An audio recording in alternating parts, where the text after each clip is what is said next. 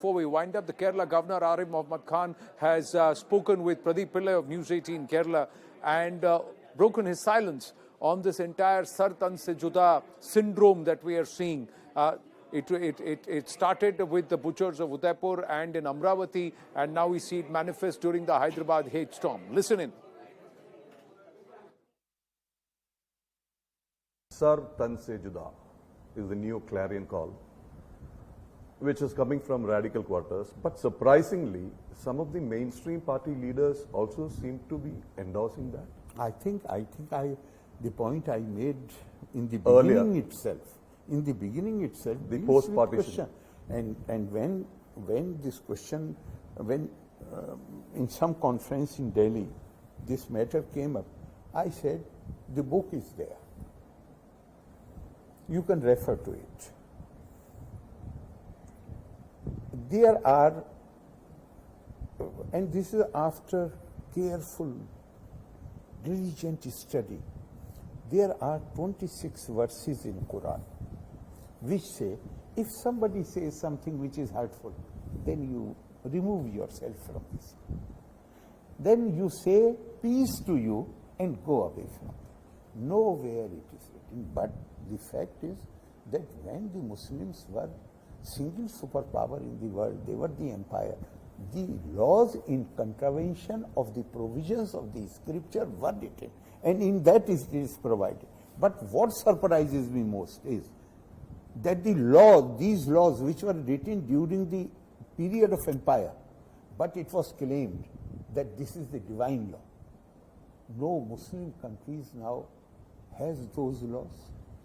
They do not allow in their educational institutions this law to be taught. But in India, in Deoband, in Nadwa, most of the madrasas, these laws are still being taught. So what do you expect? For me, how I will look at it. Leave aside Islam, Hinduism, Sanatan tradition. Those who defend this caste system, which determines the status of a person on the basis of the birth, they totally ignore the verses of the Gita where the word which has been used is guna and karma. That is the basis of the classification.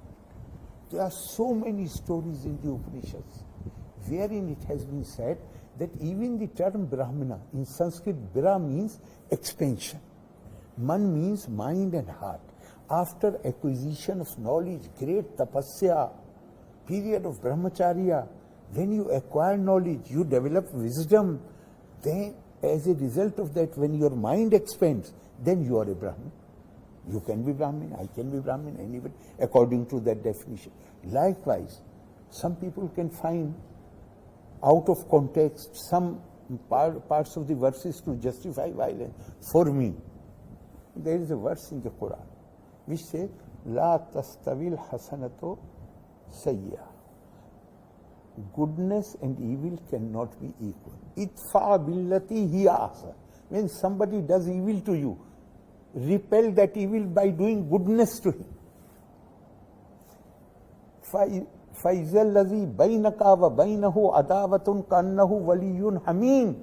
And then you will see that this man who was doing evil to you, he becomes your bosom friend. For me, that is the guiding line. And I not only condemn this slogan, but I find those who refuse to speak publicly against it, that they are doing a great disservice, not only to the nation, but also to the community.